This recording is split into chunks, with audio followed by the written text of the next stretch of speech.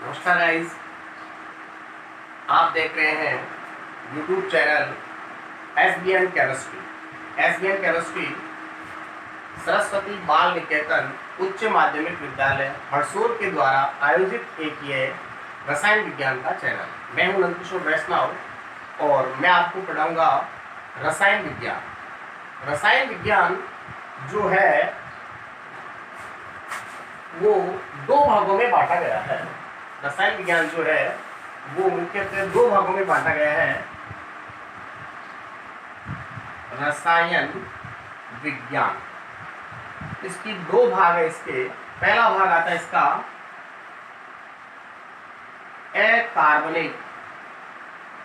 अकार्बनिक रसायन और दूसरा आता है इसका कार्बनिक रसायन। कार्बनिक रसायन माफी चाहूंगा, थोड़ी हैंडराइटिंग मेरी अच्छी नहीं है। कार्बनिक रसायन और अकार्बनिक रसायन। अकार्बनिक रसायन का मतलब होता है ऐसा रसायन विज्ञान जिसके अंतर्गत कार्बन परमाणुओं का अध्ययन नहीं किया जाता हो, वो कहलाती है अकार्बनिक रसायन। इसको भी अनेक शाखाओं में बांटा गया है, परंतु जब अपन इसे पढ़ेंगे उस समय इसके बारे में बात करेंगे। आज हम पढ़ेंगे कार्बनिक रसायन के बारे में थोड़ा सा। कार्बनिक रसायन जो है इसके अंतर्गत अपन कार्बनिक पदार्थों का अध्ययन करते हैं। कार्बनिक पदार्थ क्या होते हैं? कार्बनिक पदार्थ जो होते हैं वो ऐसे पदार्थ जो कार्बनों से मिलकर बने होते हैं। अब कार्बनों से मिलकर कौन कौन से होते हैं? कार्बनिक पदार्थ जो है उसमें जितने भी कार्बनिक रसायन के अंतर्गत जितने भी पदार्थ है वो सारे कार्बनिक भागों से कार्बन से मिलकर बने होते हैं। अब इन कार्बनिक भागों को अपन तीन भागों में डिवाइड करते हैं। पहला आता है एल्केन, दूसरा आता है एल्कीन और तीसरा आता है एल्काइन। एल्केन, एल्कीन, एल्काइन, ये तीन भागों में अपन इसको डिवाइड करते हैं और ये जो तीनों भाग है यही मिलकर के संपूर्ण ऑर्गेनिक केमिस्ट्री का निर्माण करते हैं। एल्केन से ही अपन बहुत सारे टॉपिक अपन पढ़ते हैं। एल्कोहल का निर्माण होता है, एल्डिहाइड बनता है, कीटोन बनता है, ईथर बनता है, एस्टर बनता है। कहने का मतलब मेरा यह है कि जितने भी कार्बनिक रसायन के अंतर्गत अपन जो भाग जो पढ़ते हैं वो सारे के सारे हमें किसी न किसी तरीके से एल्केन, एल्कीन और एल्काइन के ही मुख्यतः भाग होते हैं। अब कक्षा 12 की जो रसायन विज्ञान की बुक है उसे मुख्यतः 17 पार्टों में डिवाइड किया गया है, जिनमें 1 से लगाकर 9 भाग, 9 लेसन जो है 1 से 9 तक के इनऑर्गेनिक केमिस्ट्री के अंतर्गत आते हैं और 10वां, 11वां, 12वां, 13वां ये जो 4 टॉपिक है ये इनऑर्गेनिक केमिस्ट्री के आते हैं, कार्बनिक रसायन के आते हैं। ऑर्गेनिक केमिस्ट्री के आते हैं 10, 11, 12 और 13। उनमें आज अपन जो पढ़ेंगे टॉपिक वो 10वां भाग पढ़ेंगे जिसका नाम है, अपन देखते हैं, हेलो एल्केन व हेलो एरिन। उसका नाम है हेलो एल्केन व हेलो एरिन, या इसको अपन ऐसा भी कह सकते हैं हेलोजन व्युत्पन्न। हेलोजन व्युत्पन्न। अब देखो इसके नाम से पता चल रहा है। हेलोजन मीन्स अपन इसको कई जगह एक्स के द्वारा प्रदर्शित करते हैं। ये जो मुख्यतः आते हैं 17वें वर्ग के तत्व, 17वें वर्ग के तत्व, ये 17वें वर्ग के तत्व आते हैं। इनके अंदर जो मुख्य रूप से जिनको अपन हेलोजन के अंतर्गत पढ़ते हैं, हेलोजन के द्वारा डिवाइड करते हैं, इनकी जितनी भी अपन बनाने की फॉर्मेशन जो मेथड पढ़ते हैं उनमें मुख्यतः फ्लोरीन, क्लोरीन, ब्रोमीन और आयोडीन। ये 4 ब्रदर्स ऐसे हैं जिनका उपयोग हम सभी जगह किया जाता है। इनमें जो मुख्य जो फ्लोरीन है इसका उपयोग काफी कम जगह किया जाता है। इसका मुख्य कारण क्या है? क्योंकि इसका आकार आवर्त सारणी में अपने जो आवर्त है उसके अंदर और वर्ग में इसका जो है सबसे छोटा आकार होता है, इसलिए ये हाइड्रोजन के साथ बड़ा प्रबलता के साथ जुड़ा रहता है, बड़ी मजबूती के साथ ये जुड़ा रहता है। इस कारण से अपन जो फ्लोरीन है इसके बारे में थोड़ी कम जानकारी मिलती है, या इससे जो फॉर्मेशन की जो विधियां आती है, विरचन की जो विधियां आती है, या जो इसके केमिकल प्रॉपर्टीज है, जो केमिकल रासायनिक गुण है, वो कम मिलते हैं फ्लोरीन के।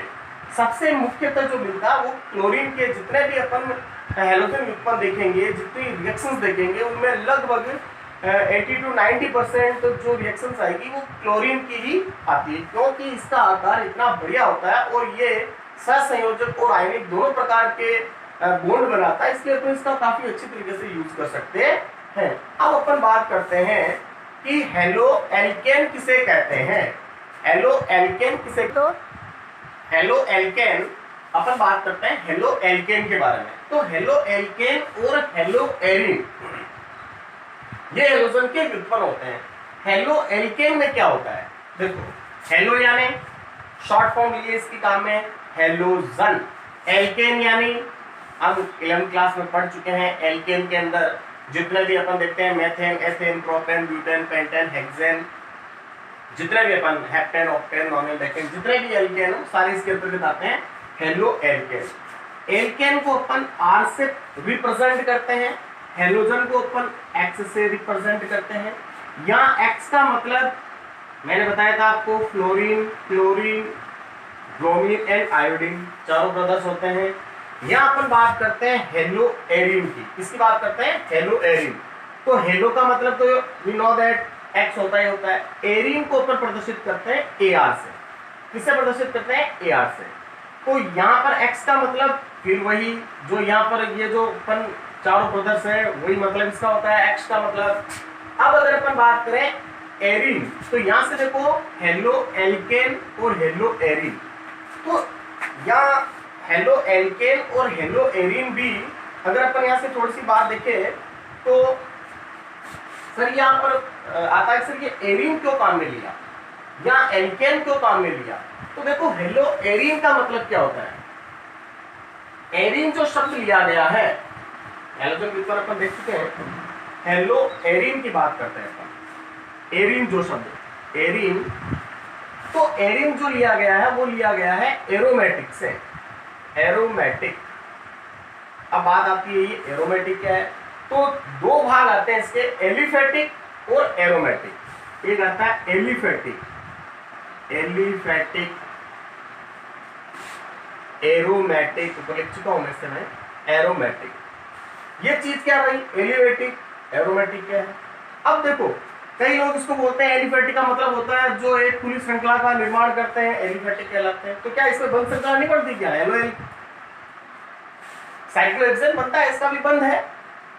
तो अपन इसको बंद श्रृंखला की परिभाषा ना देकर के या खुली श्रृंखला की परिभाषा ना देकर के, और एरोमेटिक का मतलब क्या हो गया, एरोमेटिक जो शब्द है उसका मेनली जो मतलब होता है वो एक लैटिन भाषा का शब्द है जो है एरोमा, एरोमा, एरोमा, एरोमा का, एरोमा से लिया गया है। और एरोमा का जो अर्थ होता है वो होता है सुगंध, खुशबू, सुगंध या खुशबू। और यहां से एरोमा से निकलकर आया है एरोमेटिक और एलिफेटिक। अब इनकी परिभाषा के अगर अपन डिवाइड करें तो एलिफेटिक का मतलब होता है ऐसे कार्बनिक यौगिक जिनको जलाने पर बिना धुएं के जलते हो तथा जिनमें कोई विशेष प्रकार की गंध नहीं आती हो, वे कहलाते हैं एलिफेटिक यौगिक। और एरोमेटिक यौगिक ऐसे यौगिक जिनको जलाने पर कजली ज्वाला के साथ जलते हो और उनसे एक विशेष प्रकार की गंध आती हो, सुगंध आती हो, उन्हें अपन कहते हैं एरोमेटिक यौगिक कहते हैं। अब इसका जो डिवाइडेशन है वो अपन 11वीं क्लास में पढ़ चुके हैं कि एलिफेटिक कितने प्रकार के होते हैं, एरोमेटिक कितने प्रकार के होते हैं, सारी चीजें अपन 11वीं क्लास में पढ़ चुके हैं। अब यहाँ अपन जो पढ़ेंगे वो पढ़ेंगे कि हेलोजन व्युत्पन्न की जो परिभाषा है वो क्या कहलाती है। तो हेलोजन व्युत्पन्न में क्या होता है बेटा कि अगर अपन देखें कि जब एलिफेटिक, अपने कहा एलिफेटिक और एरोमेटिक, जब एलिफेटिक या एरोमेटिक, एरोमेटिक का मतलब जैसे बेंजीन है, एनिलीन है, फिनोल है, जितने भी जो एरोमा से जिनमें विशेष प्रकार की गंध होती है वो एरोमेटिक। इसमें लगभग अपने कोर्स के अंदर जो एरोमेटिक समूह है वो 99% जितने भी वो सारे बेंजीन वलय युक्त समूह ही अपन पढ़ते हैं। तो बेंजीन वलय, ये भी साहब बेंजीन वलय, माफी चाहता हूँ मैं आपको बार बार कहना भूल जाता हूँ, स्क्रीनशॉट ले लिया करें आप, जो भी बोर्ड पे अगर आपको लगता है तो बोर्ड थोड़ा छोटा है कल से अपन इसकी व्यवस्था अच्छी कर देंगे। आप इसमें चाहो तो स्क्रीनशॉट बार बार मैं भूल गया था मैं। तो इसके अंदर अगर हम बात करें तो ये है बेंजीन वलय, और यहां पर ये आता है एलिफेटिक समूह में एल्केन। ये एल्केन हो गया आपका, ये आपका एरीन हो गया या बेंजीन हो गया, इसको अपन कहते हैं एल्केन। एल्केन, अब देखो बेटा एल्केन में, एल्केन का तो एक ग्रुप हो गया, एक समूह हो गया, इसका नाम है मेथेन। मेथेन ये हो गया आपका बेंजीन। बेंजीन अगर मैं इसके अंदर से यहां पर जितने भी है, यहां पर CH CH CH CH CH CH ये सारे यहां पर कार्बनों की संख्या और हाइड्रोजन है। यहां पर अपन बात करें तो C, 4 इसके साथ हाइड्रोजन जुड़े हुए हैं। तो अगर अपन बात करें कि एक हाइड्रोजन या एक से अधिक हाइड्रोजन का प्रतिस्थापन, एक या एक से अधिक हाइड्रोजन का प्रतिस्थापन समान संख्या में हेलोजन के द्वारा हो जाए। आप समझिएगा, यदि एल्केन में से एक या एक से अधिक हाइड्रोजन का प्रतिस्थापन समान संख्या में हेलोजन, क्लोरीन की बात करूं मैं, तो क्लोरीन से या हेलोजन से हो जाए तो बनने वाला यौगिक हेलो एल्केन कहलाता है। तो बनने वाला यौगिक क्या कहलाएगा? हेलो एल्केन कहलाता है। तथा यदि, सेम परिभाषा, यदि एरोमेटिक यौगिक के किसी एक या एक से अधिक कार्बन परमाणु का किसी एक या एक से अधिक हाइड्रोजन परमाणु का प्रतिस्थापन समान संख्या में हेलोजन परमाणु से हो जाए तो बनने वाले यौगिक को हम हेलो एरीन कहते हैं। तो बनने वाले यौगिक को अपन क्या कहते हैं? हेलो एरीन कहते हैं। ओके, हम पढ़ रहे थे हेलो एल्केन, हेलो एरीन के बारे में। तो बेटा देखो, हेलो एल्केन जो होता है एक विशेष इनके बारे में थोड़ी पहचान, परिभाषा अगर अपन देखें तो देखिए CH3 CH2 CH2 Cl, मान लीजिए ये कोई हेलो एल्केन है। अगर इसके बारे में हेलो एल्केन की जो एक बड़ी अच्छी पहचान भी होती है कि जैसे ये कार्बन है तो इस कार्बन के ऊपर अगर अपन देखें एक हाइड्रोजन, अगर ये कार्बन है तो इसका संकरण हो गया sp3, अर्थात कि हेलो एल्केन में जो हेलोजन परमाणु है वो उस कार्बन से जुड़ा हुआ रहेगा जिसका संकरण sp3 हो। और हेलो एरीन के बारे में अगर अपन बात करें, ये रहा हेलो एरीन, जैसे ये रहा C, यहां से अगर अपन प्रतिस्थापित करके एक हाइड्रोजन का प्रतिस्थापन करके हेलोजन समूह जोड़ते हैं तो यहाँ पर जो कार्बन है हेलो एरीन में उसका संकरण रहेगा sp2। तो अर्थात यहाँ से एक बात और समझ में आती है कि हेलो एल्केन में हेलोजन परमाणु सदैव sp3 संकरित कार्बन से जुड़ा रहता है और हेलो एरीन में हेलोजन परमाणु सदैव sp2 संकरित कार्बन से जुड़ा रहता है। अब अपन देखते हैं इनका वर्गीकरण, classification halo alkane and hello arene. Halo alkane व हेलो एरिन का वर्गीकरण, हेलो एल्केन व हेलो एरिन का वर्गीकरण। तो इनका जो वर्गीकरण है वो इनके अलग अलग भागों के आधार पर अपन निर्भर भी इनको विभाजित करते हैं। विशेष तौर से इसके जो भाग है संकरण के आधार पर है, हैलोजन की संख्याओं के आधार पर भी है। तो अपन पहला देखते हैं इनका वर्गीकरण। पहला देखते हैं हैलोजन परमाणुओं की संख्या के आधार पर वर्गीकरण। हैलोजन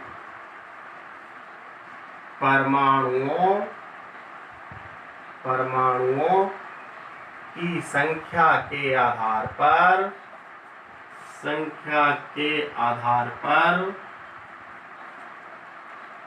वर्गीकरण। हैलोजन परमाणुओं की संख्या के आधार पर वर्गीकरण।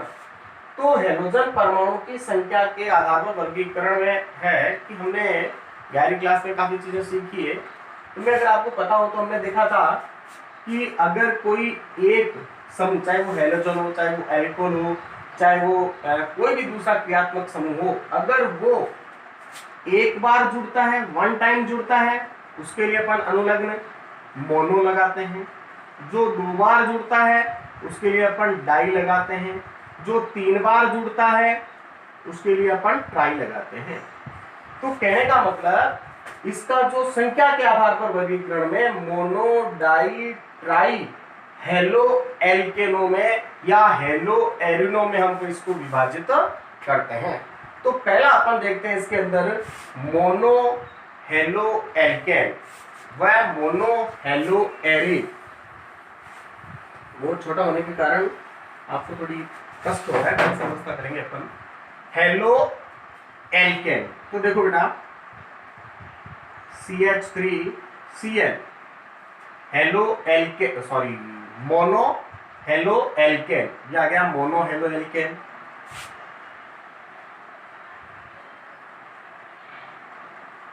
ये मोनो हेलो एरिन। अगर आप इसके नामकरण की बात करें तो नामकरण में आपको अपन अगला टॉपिक आएगा, नामकरण उसमें पढ़ेंगे अपन। इसका नाम वैसे अगर अपन देखें तो इसका नाम आ जाता है सामान्य मैथिल क्लोराइड, इसका आ जाएगा बेंजील क्लोराइड या क्लोरोबेंजीन। इसका नामकरण अपन देखें तो क्लोरोबेंजीन बोलेंगे इसको अपन, और इसको भी आईपीसी नाम लिखेंगे तो क्लोरोमेथेन। अब अगर अपन बात करें तो ये हो गया मोनो एल्किल हैलाइड और mono alkyl arene, mono alkyl halide और मोनो एल्किल एरिन। अब अगर अपन बात करें इससे आगे डाई के बारे में, डाई हेलो एल्केन के बारे में, दूसरा आता है, दूसरा भाग आता है इसका डाई हेलो एल्केन व एरिन।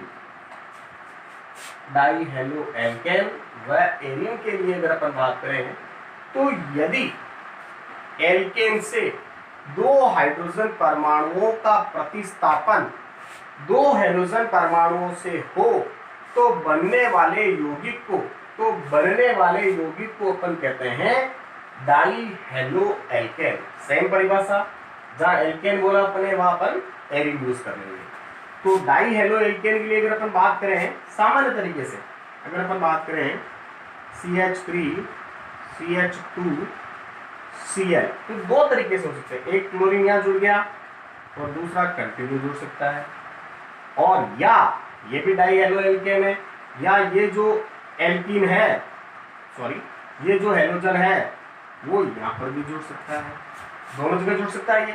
तो ये हो गए डाई हेलो एल्केन। और डाई हेलो एरिन में भी सेम प्रोसीजर चलेगा, हैलोजन यहाँ पर भी जुड़ सकता है, यहाँ पर भी जुड़ सकता है, कहीं पर भी जुड़े। इस प्रकार से डाई हेलो एल्केन व एरिन प्राप्त होते हैं। अब इनके हैलोजन के जुड़ने के आधार पर अपन सबसे पहले हेलो एल्केन की अगर अपन बात करें तो इनके जुड़ने के आधार पर ये कैसे होते हैं, तो इनको हेलोजन किस कार्बन से जुड़ रहा है उसकी संख्या के आधार पर अगर अपन देखें तो ये दो प्रकार के होते हैं। कैसे देखो बेटा, CH3 CH Cl Cl। यदि हेलोजन परमाणु एक ही कार्बन से, यदि दोनों हेलोजन परमाणु एक ही कार्बन से जुड़े हुए हो तो ऐसे डाई हेलोजन को हम कहते हैं jam die halide.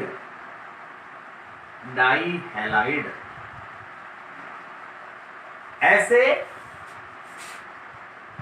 Halo alkane को या डाई हैलाइड को अपन बोलते हैं जैम डाई हैलाइड। याद करने का एक सिंपल से ट्रिक है कि एक पहले अक्षर के ऊपर दो बार मात्रा आ रही है अर्थात एक से दो जुड़े हुए हैं। इसी तरीके से अगर पहले कार्बन के ऊपर दो हेलोजन जुड़े हुए हो तो वो जैम कहलाएगा। उसके बाद में आता है, अगर जैसे अपन इसका दूसरा रूप मैंने वही बताया था आपको, CH2 Cl CH2 Cl। अगर अपन दो निकटवर्ती कार्बन परमाणुओं पर, वापस समझिए, यदि दो निकटवर्ती कार्बन परमाणुओं पर दो क्लोरीन जुड़े हुए हो तो उसे हम बोलते हैं विस डाई हैलाइड। कई जगह इसको बिस भी कहते हैं, बिस भी कहते हैं। कई बुक्स में आपको बिस भी मिल जाएगा, विस भी बोलते हैं, दोनों बहुत करेक्ट है, विस डाई हैलाइड कहते हैं। उसके बाद में अब एरिन की बात करें तो एरिन के लिए भी सेम प्रोसीजर चलेगा, परंतु वहाँ विस और जैम नहीं लगते हैं। ये क्लोरीन यहाँ पर जुड़ सकता है। ये इसके नामकरण की अगर अपन बात करेंगे तो इसको अपन अपनी जैसे अपन सामान्य नाम देना चाहें तो सामान्य नाम या आयुर्वेदिक नाम जैसे आपकी मर्जी हो, तो इसके लिए अपन 1,2 डाई क्लोरोबेंजीन लिख सकते हैं। 1,2 डाई क्लोरोबेंजीन या अपन इसको सामान्य नाम के लिए अपन बोल सकते हैं ऑर्थो डाई क्लोरोबेंजीन, या अपन इसको सामान्य नामकरण के लिए ऑर्थो शब्द का प्रयोग किया जाता है। मैं आगे बता दूंगा आपको ऑर्थो डाई क्लोरोबेंजीन नामकरण अपन पढ़ेंगे इसको जैम। उसके बाद में अपन बात करते हैं ट्राई हैलाइड के बारे में बात करते हैं। ट्राई हैलाइड तीसरा आता है इसका, ट्राई हैलाइड के अंतर्गत अगर अपन देखें, यदि एल्केन में से CH3 CH2 CH3 यदि कोई भी एक एल्केन है, यदि एल्केन में से 3 हाइड्रोजन का प्रतिस्थापन 3 हेलोजन के द्वारा हो जाए तो बनने वाला यौगिक ट्राई हैलाइड या ट्राई हेलो एल्केन कहलाता है। इसको अपन क्या बोलेंगे, ट्राई हेलो एल्केन कहते हैं। और सेम एरिन के लिए भी यही नियम लागू होगा। एरिन में भी अपन अगर चाहें तो ये 3 क्लोरीन एक साथ अपन इस तरीके से जोड़ सकते हैं इसके अंदर, तो इसके नामकरण भी 1 2 3 ट्राई क्लोरोबेंजीन अपन इसका नामकरण लिख सकते हैं। और इसका भी अपन चाहें तो आईपीसी के अंतर्गत अगर अपन चाहें तो इसका नामकरण लिख सकते हैं 1 2 3 ट्राई क्लोरोब्यूटेन लिख सकते हैं अपन इसका नामकरण भी अपन आगे पढ़ेंगे। अब उसके बाद में अपन बात करते हैं इनके वर्गीकरण के अंदर दूसरा आता है संकरण के आधार पर। दूसरा इनका क्लासिफिकेशन जो अपन देखते हैं संकरण के आधार पर। संकरण के आधार पर अपन देखते हैं इनका वर्गीकरण के आधार पर। तो अगर अपन देखें संकरण के आधार पर, तो संकरण कौन सा संकरण, जो CX बंध जो बनेगा हमारा, जो CX का मतलब हो गया जैसे अपन HHH, यहां पर जो X आ रहा है इसमें जो कार्बन X समूह, X का मतलब हो गया, X मतलब हेलोजन, हेलोजन जो है वो कार्बन जिस कार्बन से जुड़ा हुआ है उसके संकरण के आधार पर, इस कार्बन से यदि ये जुड़ा है तो इसके संकरण के आधार पर हम हेलो एल्केन को डिवाइड करते हैं, हेलो एल्केन को विभाजित करते हैं। इसके अंदर अगर अपन देखें तो पहला आता है sp3 संकरण युक्त यौगिक। तो अपन देखते हैं पहला sp3 संकरण युक्त यौगिक, sp3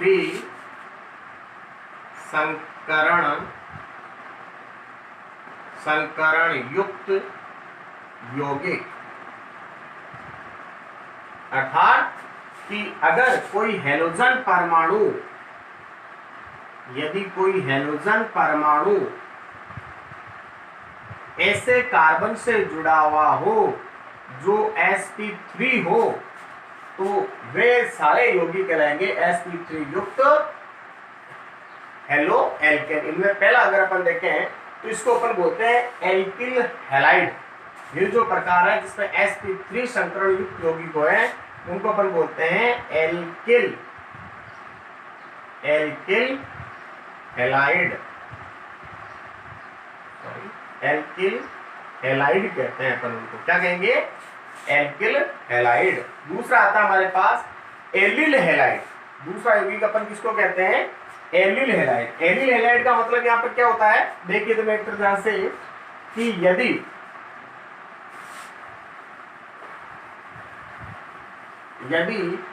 हैलोजन परमाणु sp3 वाला ही चल रहा है बेटा अभी, इसका दूसरा आता है एलिल हैलाइड। एलिल हैलाइड का मतलब क्या होता है? हैलोजन परमाणु, जैसे मान लीजिए ये CH2 double bond CH2Cl।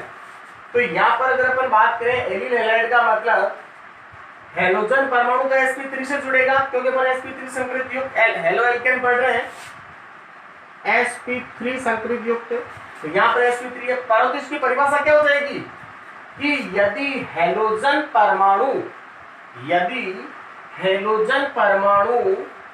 द्विबंधित carbon परमाणु के निकटवर्ती, द्विबंधित ये डबल बॉन्ड वाला द्विबंधित कार्बन परमाणु के निकटवर्ती sp3 संकरित, द्विबंधित कार्बन परमाणु के निकटवर्ती sp3 संकरित कार्बन परमाणु से जुड़ा हुआ हो तो उसे अपन कहते हैं एलिल हैलाइड।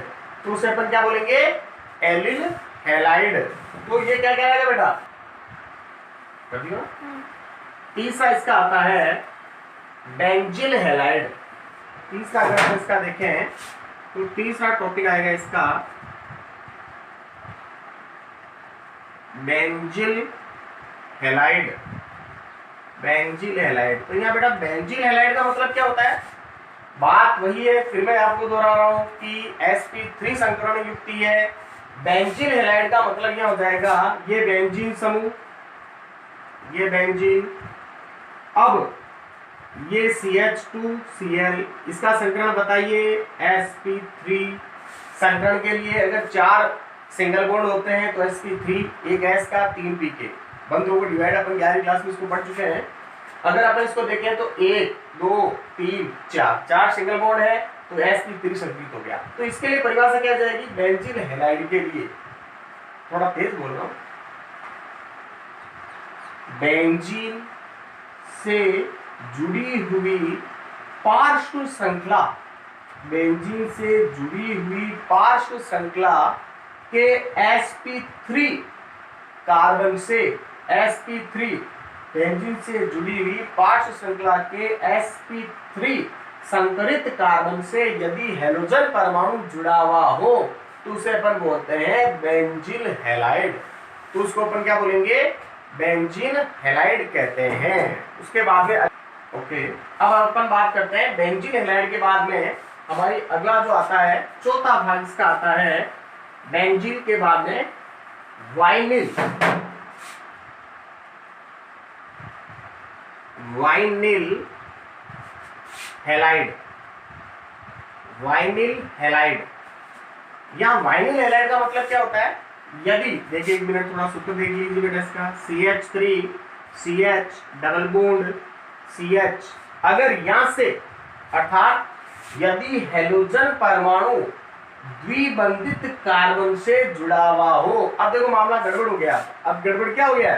अब ये स्थिति आ गई है कि कार्बन जो है वो 1 2 3 sp2 संकरित आ गया बेटा। कार्बन कौन सा आ गया है? sp2 संकरित आ गया है। तो वाइनिल हैलाइड में क्या होगा? मैंने इसको 4 भाग कर दिए हैं। तो वाइनिल हैलाइड में क्या हो जाएगा? यदि हैलोजन परमाणु द्विबंधित कार्बन या sp2 संकरित कार्बन से जुड़ा हुआ हो तो उसको अपन कहते हैं वाइनिल हैलाइड। तो उसको अपन क्या कहते हैं? Vinyl halide. अगर द्विबंधित कार्बन से हैलोजन परमाणु जुड़ा हुआ हो तो उसका नामकरण करने के लिए अपन बोलेंगे वाइनिल हैलाइड। अगला आता है एरिल हैलाइड। अगला क्या आता है बेटा? Aryl halide. 5वां लास्ट भाग इसका aryl halide. Halide, aryl halide का मतलब क्या होता है? ये बेंजीन के लिए काम में लेते हैं अपन। यदि हैलोजन परमाणु सीधा sp2 संकरित, यहां पर जो कार्बन है वो sp2 संकरित है, उससे यदि जुड़ा हुआ हो तो उसको अपन बोलते हैं एरिल हैलाइड। तो उसको अपन क्या कहते हैं? Aryl halide. अब उसके बाद में अगला टॉपिक आता है नामकरण, नोमेनकल्चरल। हेलो एल्केनो व एरिनो के नामकरण।